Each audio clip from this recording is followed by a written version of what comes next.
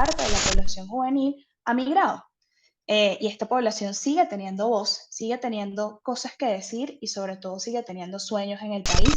No esperamos condiciones menores a las que se tuvieron en 2021. Trabajar a favor de la participación política de jóvenes y mujeres, especialmente mujeres jóvenes, a la necesidad de respetar el derecho a elegir, pero también el derecho a ser elegidos. Bienvenidos a Voices for Rights, Voces por los Derechos Humanos, el podcast donde compartimos las historias de quienes defienden derechos humanos en el mundo. Soy Mariana Romero y me acompaña Marco Antonio Ponce. Desde el Observatorio Venezolano de Conflictividad Social y el Centro para los Defensores y la Justicia, emprendemos un viaje para visibilizar los desafíos, los triunfos y el espíritu inquebrantable de quienes luchan por la justicia, la igualdad y el respeto a la dignidad humana.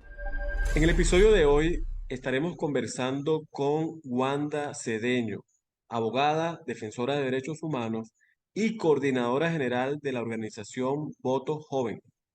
También debemos decir que Wanda es un referente de lucha por el derecho a la participación y la democracia en Venezuela, en especial por la participación política de las mujeres y jóvenes. Nos gustaría iniciar esta entrevista, Wanda, contándole a nuestra audiencia un poco más sobre tu trabajo en la defensa de derechos humanos y qué te motiva a seguir luchando por la democracia y los derechos humanos de los jóvenes en el país. Hola, un gusto estar por acá con ustedes y bueno, súper emocionada también de poder ser parte del proyecto Voces por los Derechos. La verdad, mi motivación vinculada a los derechos humanos y lo que me motiva quizás a seguir trabajando por el país es la posibilidad de vivir en democracia, que puede parecer además algo muy etéreo y quizás muy genérico.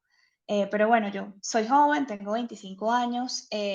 Y justamente he soñado tener quizás instituciones lo suficientemente sólidas, tener la posibilidad de que los jóvenes puedan participar activamente en los asuntos públicos y que eso también pueda transformar nuestra realidad, que podamos generar una agenda de exigibilidad en la que cosas como la primera empleabilidad, el pensar en futuro y en oportunidades para jóvenes en Venezuela sea parte de nuestra cotidianidad.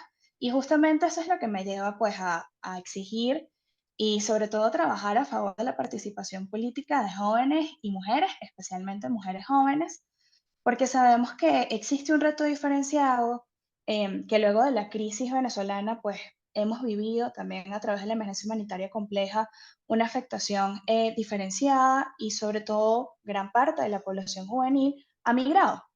Y esta población sigue teniendo voz, sigue teniendo cosas que decir y sobre todo sigue teniendo sueños en el país que necesitan ser visibilizados y que necesitan convertirse en realidad. Gracias, Wanda. Y la materia que ustedes trabajan, el tema electoral, es muy importante, especialmente contemplando que el país continúa inmerso en una crisis política y que nos encontramos en un contexto electoral que presenta grandes retos y desafíos. Y sobre este tema, la misión de observación electoral de la Unión Europea en el año 2021 advertía sobre cómo la falta de independencia de poderes representa un desafío en materia electoral en lo relacionado a inhabilitaciones, intervención de partidos, entre otras cosas. Oye, además vemos que Sí, desde sí. 2021, Wanda, al presente la situación no ha cambiado. Y queremos aprovechar la oportunidad para consultarte, preguntarte y que nuestra audiencia conozca tu opinión sobre qué debe ocurrir para que en Venezuela pueda darse un proceso electoral con garantías. ¿Qué crees tú que debe pasar? Mira, esta pregunta es increíble, justamente porque ya nosotros tenemos un camino establecido, una guía con las recomendaciones de la misión de observación electoral de la Unión Europea de 2021, pero además, muy recientemente salió el informe del Comité de Derechos Humanos luego de la evaluación del quinto examen de Venezuela ante el Pacto de Derechos Civiles y Políticos. Y ambos documentos nos dejan líneas claras relacionadas al fortalecimiento de las instituciones, a la necesidad de respetar el derecho a elegir, pero también el derecho a ser elegido, y apartar las inhabilitaciones por vía administrativa. Y luego, pues también deja mensajes muy claros sobre la necesidad de actualizar y sincerar el registro electoral en Venezuela. Para mí, lo primero que debe ocurrir para poder tener condiciones electorales es justamente poder tener en claro cuáles son las prioridades o la base sobre la cual partimos. Y para 2024 y 2025, que también tocan mega elecciones, no esperamos condiciones menores a las que se tuvieron en 2021. Al contrario, el esfuerzo debe ser ir por más de lo que se tuvo en 2021. Y en ese sentido, pues tener un calendario electoral claro, que establezca las fechas, pero que además se respete los lapsos que establece la ley. Luego, pues tener jornadas especiales de inscripción y actualización de datos lo suficientemente extensas y en cuanto a tiempo, pero también en territorialidad, de manera que la gran brecha de jóvenes que no están inscritos, que en este momento se estiman sean 3.500.000, se reduzca. Luego, pues la devolución de las tarjetas a los partidos políticos judicializados, la observación electoral nacional, que es importantísima y muchas veces la dejamos de lado, y la observación electoral internacional, que sigue siendo una garantía y sobre todo un medio de contención hacia las instituciones y la afectación al poder electoral. Y por último, pues sin duda alguna un equilibrio informativo. Justamente parte del derecho a elegir es que como venezolanos, como ciudadanos, tengamos la posibilidad de saber quiénes son los candidatos, cuáles son sus propuestas y poder verlos en los medios nacionales, en medios regulares y que no sea un reto poder conseguir declaraciones. Yo insisto mucho en el registro electoral principalmente porque los más afectados por la falta de políticas y de acciones contundentes por parte del ente electoral en esta materia son los jóvenes. La brecha de jóvenes no inscritos es catastrófica, es de hecho la brecha más grande que ha tenido Venezuela a lo largo de su historia y duele mucho ver que no se están tomando medidas al respecto. Recientemente se aprobó una jornada especial que no duró ni siquiera los 40 días que habían establecido, pero que además todos los puntos fueron itinerentes. Y esto, bueno, para la población puede ser un poquito complejo de entender, pero traduciéndolo es básicamente no tener la posibilidad de participar ni en 2024 ni en 2025 porque hay millones de jóvenes no inscritos. Lo mismo pasa con actualización y venezolanos en el exterior. Y por eso creo que el centro de todas las condiciones electorales pues debería estar un poco allí y en el fortalecimiento institucional. Como nos comentabas, la falta de institucionalidad democrática y la falta de garantías electorales afecta a toda la población en Venezuela. Y no podemos pasar por alto cómo estas violaciones al derecho a la participación además tienen un efecto diferenciado en grupos como mujeres y jóvenes, como tú bien decías, Wanda. Sin embargo, también creo que vale la pena resaltar que han sido estos grupos los que se han mantenido en primera línea exigiendo condiciones y la garantía de sus derechos políticos. Mira, sin duda alguna lo que comenta Mariana de pues, los grupos que se han mantenido además exigiéndolo es totalmente cierto. Aunque en Venezuela hemos perdido el bono demográfico, los jóvenes que quedan en el país y las mujeres, pues también se han abocado sobre todo a organizarse y a mirar estos procesos 2024 y 2025 como oportunidades ciudadanas para articular y sobre todo para exigir garantías. Y en ese sentido, pues los principales retos que enfrentan las mujeres jóvenes están relacionados primero al machismo internalizado de la sociedad venezolana. Hasta la fecha hay una deuda histórica que data de 1946, del año en el que las mujeres lograron votar en Venezuela, y es tener una cifra establecida por ley de paridad y alternabilidad, una cifra que sea fija y que no se cambie en cada proceso electoral a través de reglamentos o de gacetas electorales que apruebe el Consejo Nacional Electoral. Aunque la paridad a través de porcentajes no sea la solución definitiva para lograr tener mujeres o más mujeres en espacios de representación política, sin duda alguna sí es una herramienta importantísima para poder comenzar a visibilizar a más liderazgos y sobre todo cotidianizar los liderazgos femeninos y sobre todo liderazgos de mujeres jóvenes.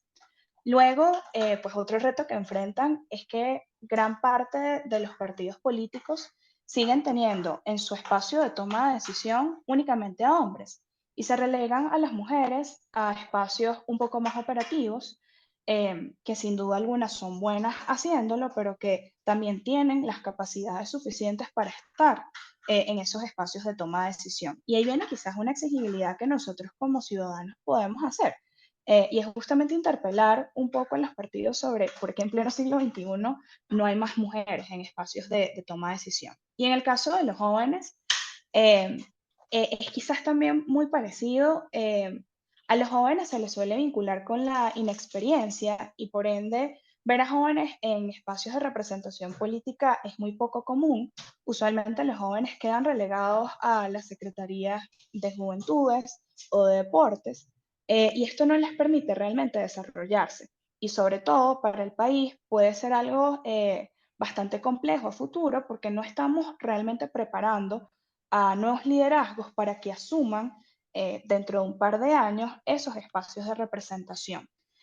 Vimos, por ejemplo, en 2021 cómo en unas elecciones regionales y municipales en donde se esperaría que hayan más jóvenes y caras nuevas participando, la verdad es que la cifra o el porcentaje de jóvenes que resultaron electos fue bastante desalentadora. Del total, por ejemplo, de concejales electos, tan solo el 2,80% eran jóvenes de entre 21, que es la edad mínima para competir, a 25 años. Y esto si lo contrastas, bueno, con la característica de mujeres, es peor aún, prácticamente son inexistentes. Entonces, lo que sí esperamos es que la población de aquí en adelante pueda entender la necesidad de comenzar a vincularse a este tipo de espacios de exigibilidad, a que vean a más jóvenes en espacios de representación y que sea algo común, que no les cierren la puerta de buenas a primeras y los asocien únicamente con la inexperiencia, sino que también se vea la posibilidad de construir un país y sobre todo las ganas que han tenido ambos grupos, pues de seguir exigiendo democracia, fortalecimiento institucional y sobre todo garantías para poder participar. Wanda, y respecto a esto que nos comentabas sobre los retos y desafíos de las mujeres y de mujeres jóvenes y jóvenes en general, ¿consideran ustedes desde Voto Joven que existen elementos que pudiesen evidenciar que en Venezuela existe una situación de discriminación por motivos políticos? Sin duda alguna, sí. De hecho, parte de lo que nos ha llevado a verlo un poco más de frente y a entenderlo han sido las acciones que hemos tomado como organización para movilizar a jóvenes a inscribirse ante el registro electoral, que bueno, en Venezuela está abierto, tiene carácter continuo, está funcionando todos los días del año, pero únicamente en las oficinas regionales electorales que quedan en las capitales de los estados. Y bueno, esto implica un reto para jóvenes que están más lejos y que no pueden inscribirse. Y hemos visto cómo desde la propia institución se han materializado obstáculos de retraso, cierre indebido del propio espacio de la oficina regional electoral, cierre de la máquina, tumban el sistema y básicamente ocurre porque los jóvenes que se están inscribiendo asumen tienen algún tipo de vinculación política distinta a la de el gobierno de Nicolás Maduro. Y en contraste vemos pues cómo se facilita la inscripción para jóvenes vinculados a programas de asistencia social. De manera que pues también comenzamos un poco a ver los privilegios de poder ejercer derechos civiles y políticos cuando existe algún tipo de tendencia política y partidista hacia justamente el gobierno de Nicolás Maduro. En el caso de que no exista, pues básicamente la respuesta institucional ha sido retrasar y generar obstáculos más grandes para que los jóvenes no se inscriban. Y esto es grave porque un ejemplo tan simple como puede ser el registro electoral, pues también tiene implicaciones sumamente grandes. Básicamente, el poder tener voz, el poder participar y el poder también exigir demandas en el marco de estos procesos electorales. Actualmente, los jóvenes que pueden hacerlo, pues son únicamente eh, los jóvenes que están vinculados a ese espacio y sin duda alguna se les facilita todo el proceso cuando vemos que en la generalidad de los casos, pues inscribirse no está tan fácil para el resto de los jóvenes y también existe justamente una acción institucional que los amedrenta y los aleja del ejercicio de sus derechos. Y luego, pues sin duda alguna, yo creo que en el caso de mujeres ha habido una utilización, una instrumentalización, perdón, por parte justamente del gobierno nacional. Hemos visto cómo la bandera feminista se ha izado, pero realmente no han habido políticas públicas lo suficientemente específicas, innovadoras y progresistas en cuanto a los derechos de las mujeres para que efectivamente veamos a más mujeres en cargos de representación política. Sí, algo importante que hay que destacar, como tú decías, Wanda, y es que los jóvenes en Venezuela siempre han sido un referente de lucha por los valores democráticos, la participación y el Estado de Derecho. Y también por estas acciones han sido víctimas de la política represiva y de criminalización del Estado venezolano. Considerando justamente eso y el cierre del espacio cívico y democrático al que nos enfrentamos, Wanda, desde tu experiencia, ¿qué más pueden hacer los jóvenes en Venezuela para seguir promoviendo recuperación de la democracia? Mira, yo creo que en tres acciones específicas, la primera, organizarnos. Creo que generacionalmente nos toca asumir el reto de generar una agenda común de exigibilidad. Y esto no implica en ningún caso que los jóvenes van a tener una sola voz ni que van a perder su carácter diverso, sino que vamos a estar justamente vinculados hacia un mismo fin, que es la democracia.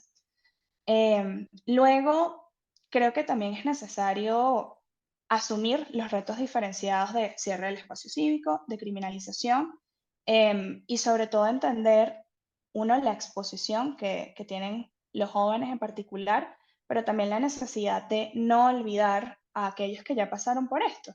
Y por último, yo diría, pues, entender que aun cuando el contexto venezolano es complejo, nosotros seguimos teniendo derechos.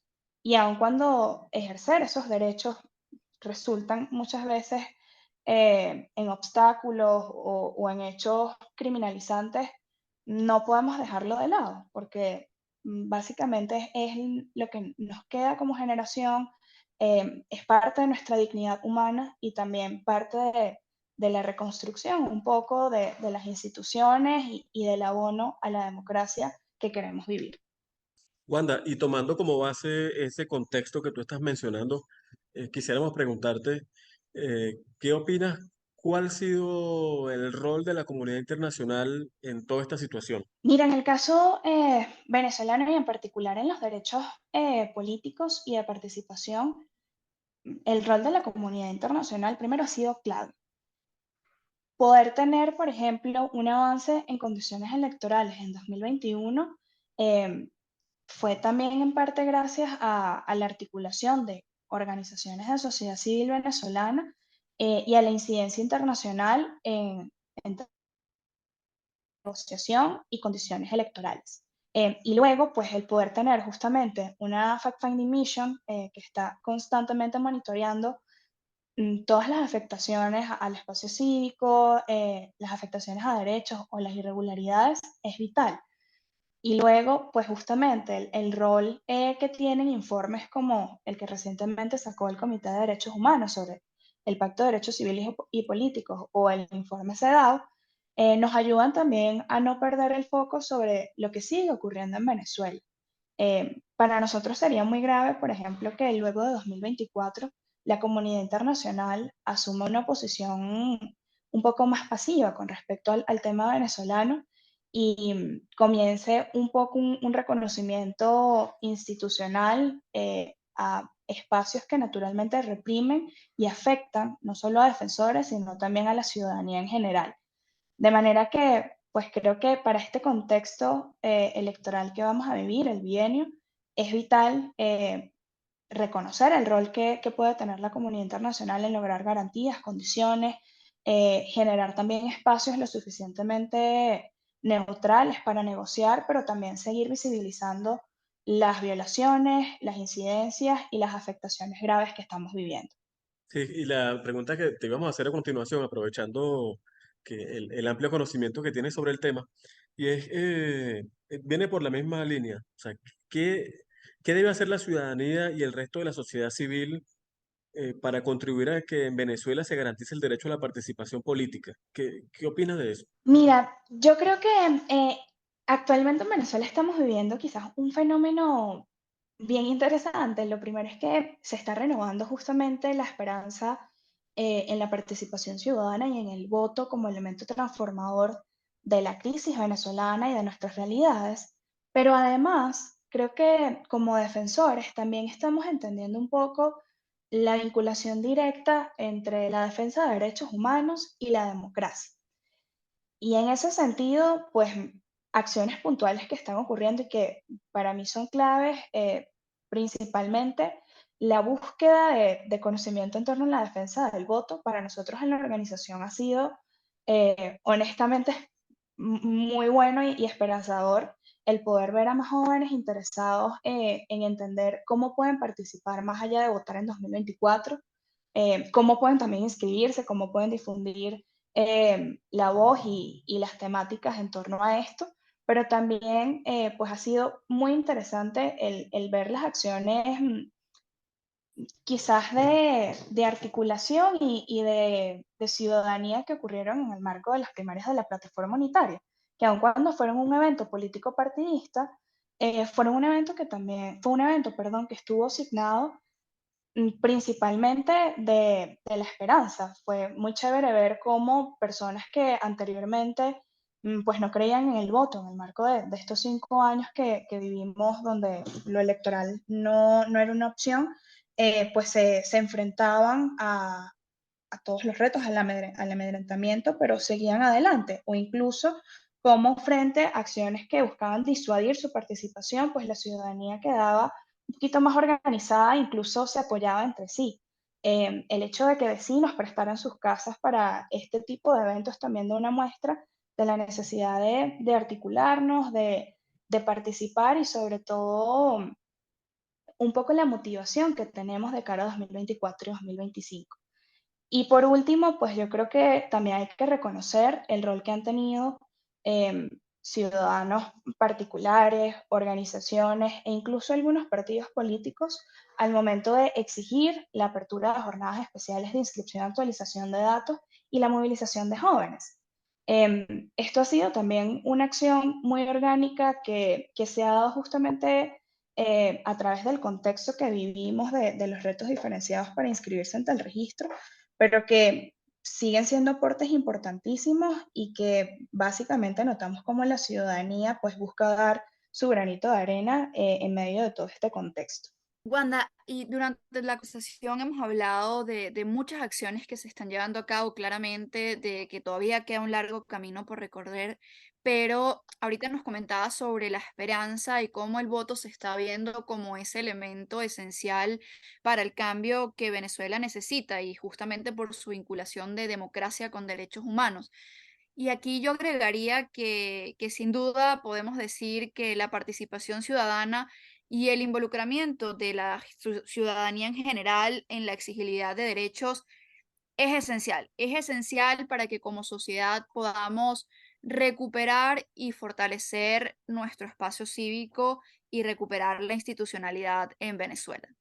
Sí, además destacando la participación activa de los jóvenes. Y así damos las gracias a Wanda Cedeño, coordinadora general de la organización Voto Joven. Muchas gracias por acompañarnos hoy, Wanda. ¿Podrías decirnos algunas palabras de despedida y cómo quienes nos escuchan se pueden comunicar contigo, las redes sociales de Voto Joven o las vías para contactarlos? Muchísimas gracias a ustedes por la invitación y creo que para el cierre, yo solo diría que justamente luego de vivir una crisis tan compleja como la que ha tenido Venezuela, una emergencia humanitaria compleja, violaciones graves a nuestros derechos, también nos toca como ciudadanos reivindicar el rol de tener voz, de participar activamente en los asuntos ciudadanos y de poder expresarnos.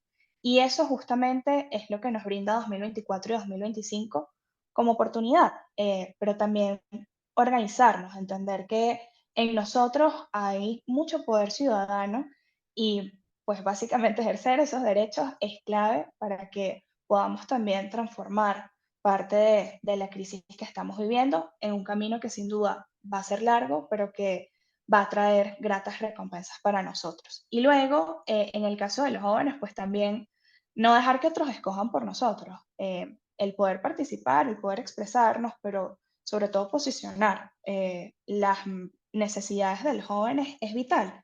y 2024 y 2025 se presentan como oportunidades claves para esto.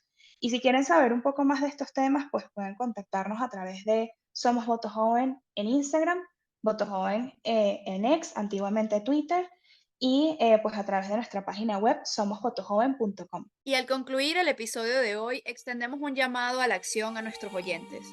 Es hora de estar junto a quienes defienden, exigen y promueven los derechos humanos. Les invitamos a compartir este episodio utilizando las etiquetas Voices for Rights o Voces por los Derechos, y únanse a nosotros por un futuro más brillante y justo. Desde el Observatorio Venezolano de Conflictividad Social y el Centro para los Defensores de la Justicia, les damos las gracias por seguirnos en este episodio de Voices for Rights, Voces por los Derechos Humanos. Nos pueden seguir por nuestras redes sociales, @OSSocial y @defensoresddhh_.